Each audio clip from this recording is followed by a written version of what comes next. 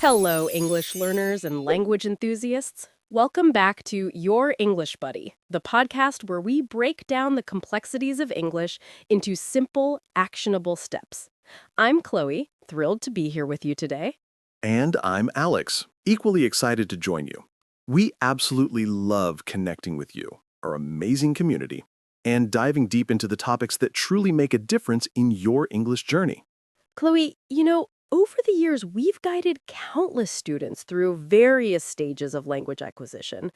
We've tackled the initial struggles with grammar, the I can understand but can't speak wall, which, if you haven't heard that episode, it's a must listen. But then, a fascinating new challenge emerges for many. It's true.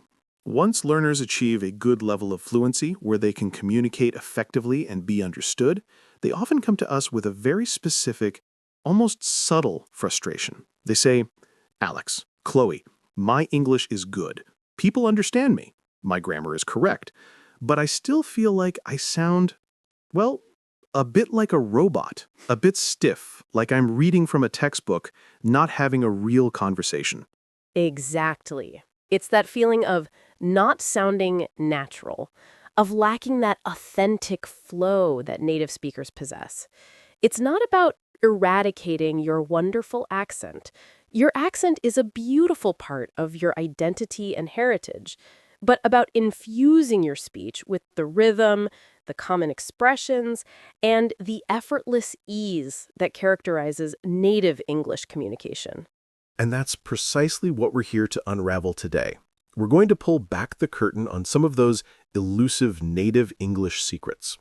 These aren't hidden spells or magical incantations. They're simply habits, patterns, and nuances that native speakers acquire instinctively, often without even realizing they're doing it. We'll explore what makes English sound natural, delve into why these elements are so crucial, and most importantly, provide you with a treasure trove of practical tips and concrete examples. These aren't just theoretical concepts. These are tools you can start using in your very next English conversation. So, if you're ready to elevate your English from merely correct to genuinely natural, to add that authentic spark that truly connects you with native speakers, then you're in the right place.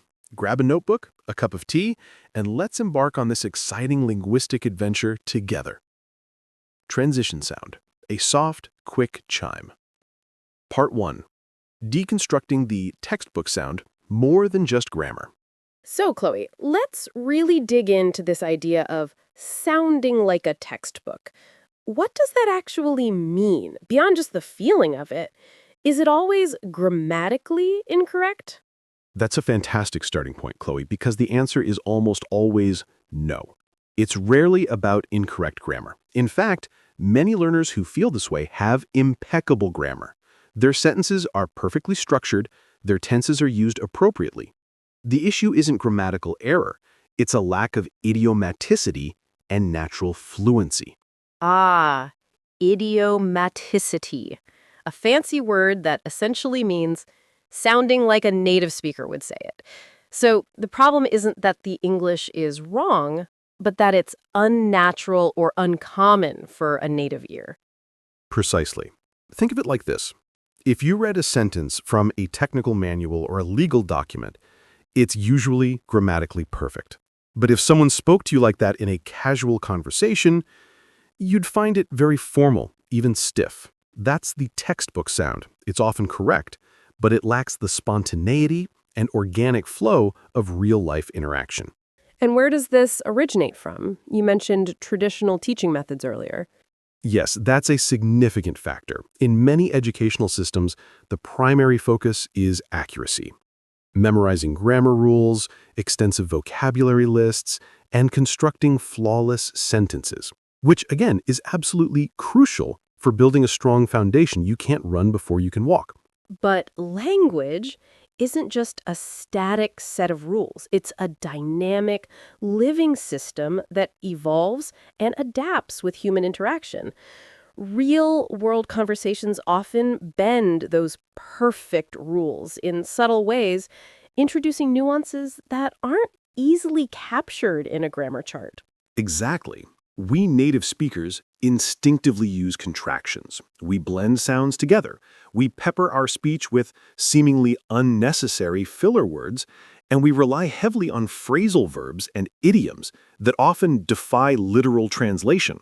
These tiny, almost imperceptible elements coalesce to create that coveted, natural sound. Without them, even perfect grammar can sound somewhat detached from authentic communication. And another massive contributor, which we see constantly, is direct translation. Learners often internally formulate their thoughts in their native language and then attempt a word for word conversion into English. While this can sometimes work, it frequently results in sentences that are grammatically sound, but semantically or stylistically awkward in English. It's like trying to perfectly fit a square peg into a round hole. Each language expresses ideas uniquely. For instance, in many Romance languages, expressing a feeling like hunger often involves a verb like to have, so a direct translation might be, I have hunger. But in English, the natural expression is, I am hungry. It's a subtle switch in the verb choice, but it immediately signals a non-native speaker to a native ear. And it's these numerous, seemingly minor differences that accumulate to create that textbook or foreign sound. So, to reiterate, our mission today isn't to erase your unique accent, which is a wonderful reflection of your background. Our goal is far more empowering to equip you with the tools to speak with the authentic rhythm, the nuanced intonation, and the common expressions that allow your English to feel effortless, truly connect with others, and reflect the vibrancy of a living language. Transition sound. A soft, quick chime. Part 2. Unlocking Native English. 5 core secrets to natural speech. All right, Chloe, the moment of truth. Let's unveil these native English secrets, these practical, impactful areas where our listeners can make substantial progress towards sounding genuinely natural. Absolutely. Let's kick things off with secret number 1. Embrace contractions and master sound reductions. This is, without exaggeration, absolutely foundational. Native English speakers live and breathe contractions. We almost universally say, I'm instead of I am, you're instead of you are, he's instead of he is. It's not just a casual habit, it's deeply ingrained in our spoken rhythm. Think about how much faster and smoother these become. I will go seamlessly transforms into I'll go. They have been waiting fluidly becomes they've been waiting. He had not come shortens to he hadn't come. Even negative questions like do not you want almost always become don't you want? Speaking in full, uncontracted forms all the time can inadvertently make your speech sound overly formal, almost robotic, or as if you're reciting from a script or a very official document. Contractions are the very lifeblood of informal, everyday English conversation. They signal ease and familiarity. And it goes beyond just contractions. We also have widespread reductions in spoken English. This is where unstressed words or syllables get shortened, softened, or even partially disappear. The classic examples are those common prepositions and auxiliary verbs. Yes, the ones that become blurred. Going to almost invariably becomes gonna. Want to transforms into wanna. Got to is typically gotta. Even because often reduces to cuz in very casual speech. Consider these examples. Instead of I am going to go to the store, the natural flow is I'm going to go to the store. It's significantly faster and more fluid. Instead of do you want to grab some coffee, you'll hear do you want to grab some coffee?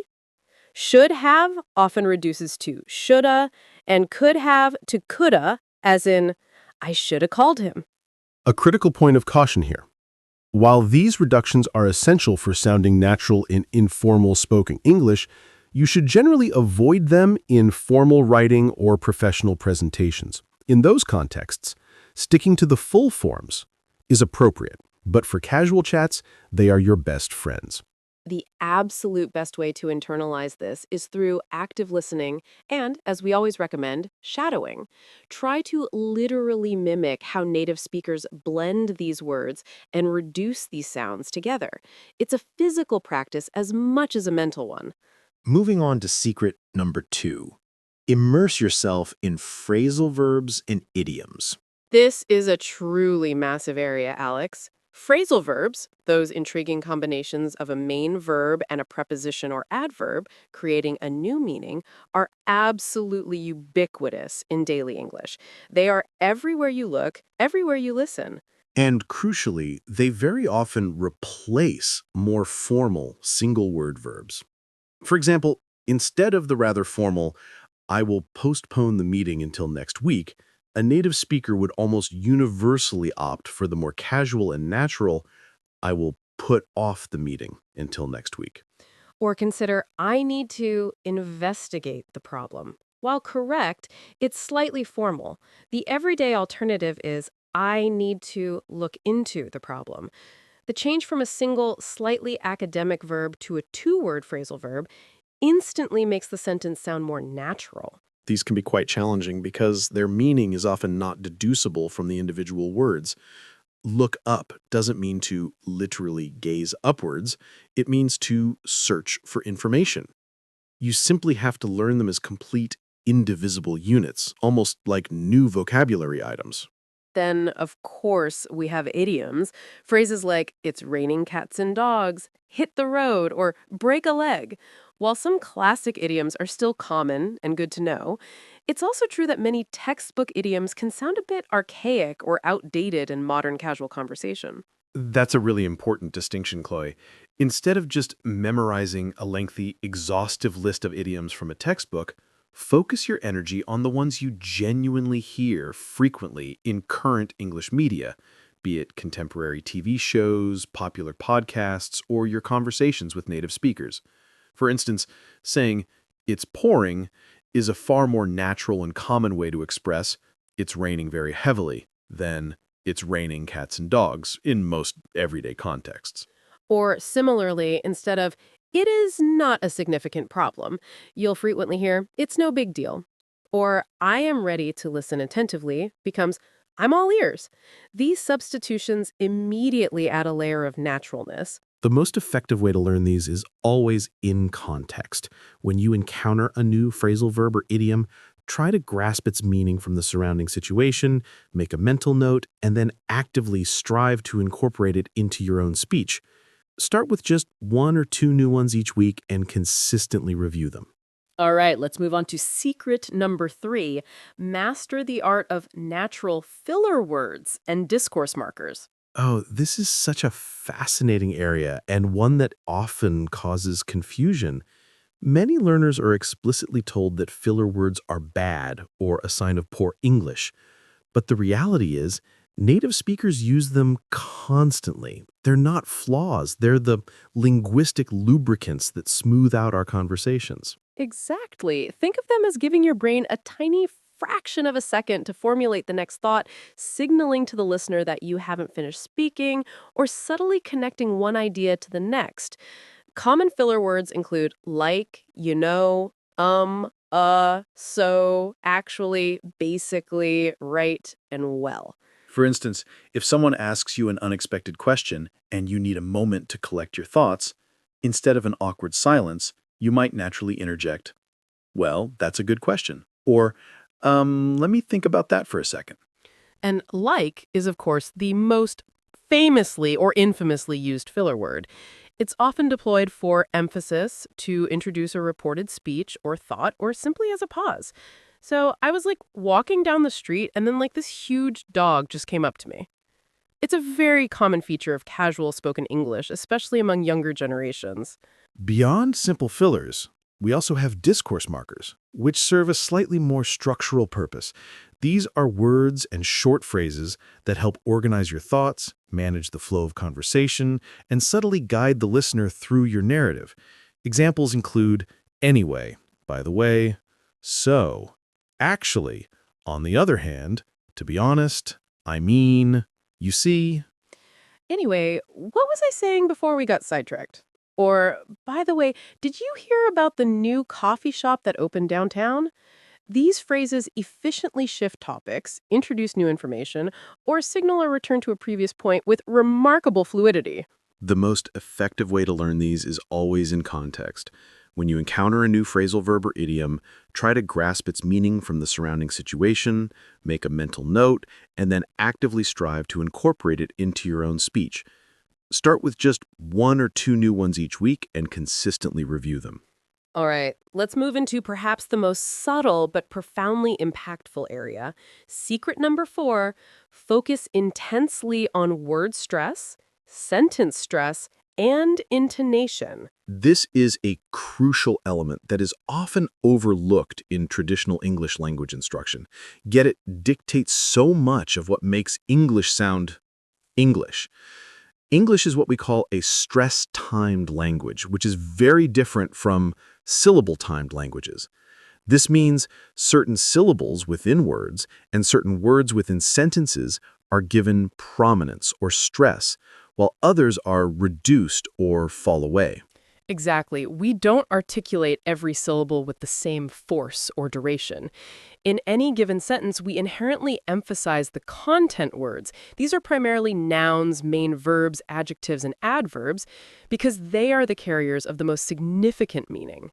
Conversely, the function words, such as prepositions, articles, conjunctions, and auxiliary verbs, are typically unstressed and often undergo reduction. Take the seemingly simple sentence, I want to go to the store. If you say every word with equal emphasis, it sounds foreign. But naturally, we stress want, go, and store. The twos are de-emphasized and reduced, often sounding like a quick t, or even just blending into the next word. So it articulates more like, I want to go to the store. This intricate interplay of stressed and unstressed elements creates the characteristic, almost musical rhythm of spoken English. If you attempt to stress every word or syllable evenly, your speech will sound monotonous, flat, and unnatural, even if your individual word pronunciation is technically perfect. It's like playing every note on a piano with the same volume. It lacks dynamics. Then we have intonation, which refers to the rise and fall of your voice's pitch during speech. This isn't just about sounding pretty. Intonation is a vital conveyor of emotion, attitude, and grammatical function, distinguishing questions from statements, or indicating uncertainty versus certainty. Consider these clear examples. A rising intonation at the end of a sentence typically signals a question or indicates uncertainty. You're coming? A falling intonation at the end of a sentence generally conveys a statement of fact or certainty. You're coming. We also frequently employ rising intonation when listing items, only falling on the last item. I bought apples, oranges, and bananas. Practicing word and sentence stress, along with intonation, isn't just about achieving a more native-like sound. It's fundamentally about being understood correctly, preventing misunderstandings, and effectively conveying the precise emotion or intention behind your words. Again, active listening and dedicated shadowing practice are your most powerful allies here. Try to not just hear, but feel the rhythm, the ups and downs of native speech. It's almost like trying to sing along with the melody of their words. And finally, we arrive at secret number 5. Replace formal language with common, casual alternatives. This point directly addresses that textbook feeling we discussed earlier. Many English learners, especially those who come from more academic or traditional learning environments, often acquire a robust vocabulary of formal words.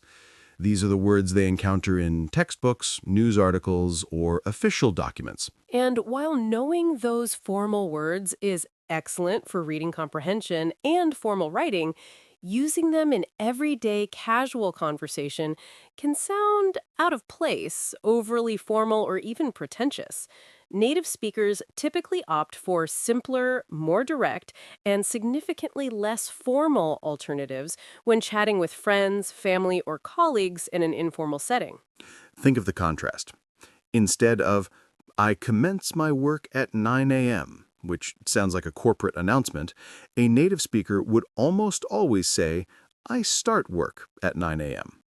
Instead of the more elaborate, could you provide me with some assistance? The common request is, could you help me?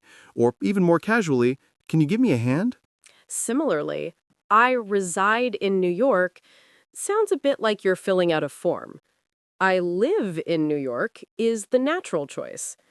I was exceedingly delighted by the news can be shortened to I was really happy or I was thrilled. These sound far more authentic and convey genuine emotion. This secret is also deeply intertwined with our earlier discussion on phrasal verbs.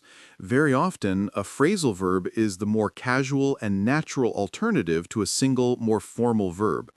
Compare, I need to discover the truth, with the more conversational, I need to find out the truth. Or, we must tolerate this difficult situation, versus the widely used, we have to put up with this difficult situation. Furthermore, this secret encompasses the use of stronger, more evocative adjectives and adverbs instead of relying solely on generic intensifiers like very. Instead of merely very good, try fantastic, amazing, awesome, brilliant, or excellent. Instead of very bad, consider terrible, horrible, awful, or dreadful. These are the words that infuse your speech with personality, expressiveness, and a certain vibrancy, making your conversation sound less like a factual, bland report and more like an engaging, authentic human interaction. It adds color to your communication. Part 3. Integrating the secrets, your action plan for natural English. Okay, Chloe, we've covered a lot of ground today, revealing 5 powerful secrets to sounding more natural in English. Now, the big question, how do our listeners take all this fantastic information and actually integrate it into their daily English practice without feeling completely overwhelmed?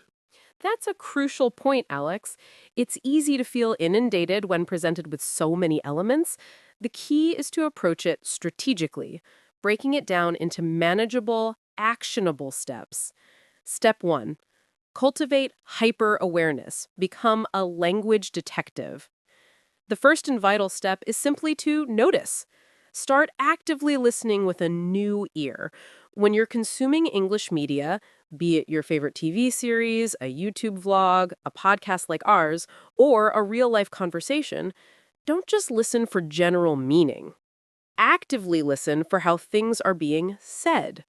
Pay specific attention to where and when do native speakers use contractions and reductions.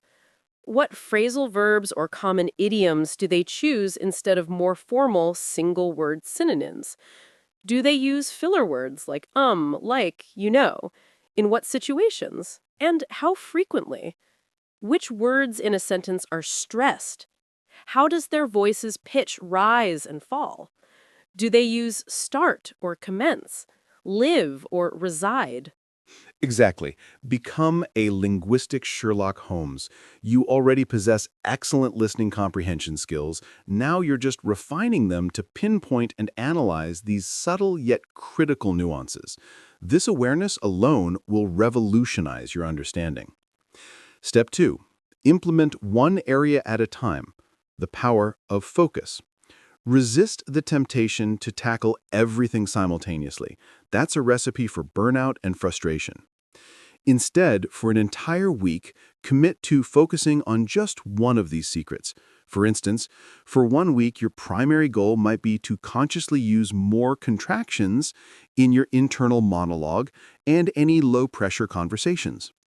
The following week, you might choose one formal verb you frequently use, like investigate, and actively try to replace it with its more natural phrasal verb counterpart, like look into. Or Practice integrating just one new discourse marker, like by the way or actually, into your self-talk. This focused approach prevents overwhelm and allows you to build solid habits gradually. Remember, sustainable progress comes from small, consistent efforts compounding over time. Step 3, practice out loud relentlessly, even in solitude. This harks back to our crucial advice from our Can't Speak episode. The safest, most judgment free zone for experimentation is often when you're alone.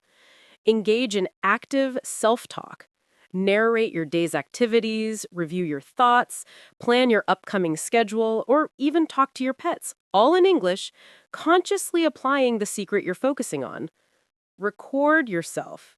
Use your phone or computer to record short snippets of your speech.